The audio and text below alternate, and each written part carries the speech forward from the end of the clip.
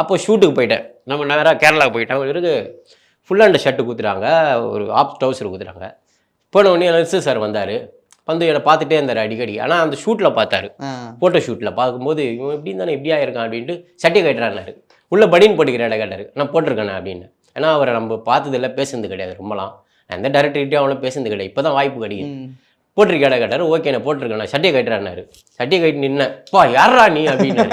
எனக்கு அது பயங்கரமாகிடுச்சு. அண்ணா சொல்லுங்கண்ணா அப்படின்னு. நீ இப்படியே இருந்துடுறா அப்படின்னாரு. ஓ இந்த டாலருக்கெல்லாம் மணிக்கிணிலாம் அந்த குப்பியில் இந்த மணிக்கெல்லாம் பயங்கரமாக போட்டு கடுகு மூக்குதி இதெல்லாம் டிஃப்ரெண்ட்டாக இருந்தேன். நீ இப்படியே இருந்துடுறா அப்படின்ட்டு ஒரு சின்ன இது மாரி எனக்கு ரொம்ப சந்தோஷமாக இருந்தது. ஓகே காஸ்டியூமர்லாம் வந்து கேட்குறேன் நீயே இதெல்லாம் போட்ட அப்படின்ட்டு. எங்களுக்குலாம் கடிக்காது கீழே அறந்துக்கிருந்து போச்சுன்னா ஃபைட்டில் அப்படி இப்படின்னு. இல்லை மேம் சார் தான் சொன்னார் அப்படின்ட்டு. ஏன்னா சில பேர் உள்ளே இருக்காங்கண்ணே சார் அசிஸ்டண்ட்டு எல்லாமே. ஒரு மேம் ஒன்று இருக்காங்க, சாரோட அசிஸ்டண்ட்டு. இவங்களாம் சின்ன ஹெல்ப் பண்ணிகிட்டே வருவாங்க. எல்லாம் என்கரேஜ் பண்ணிகிட்டே இருப்பாங்க. நல்லா பண்ணுறான்ட்டு.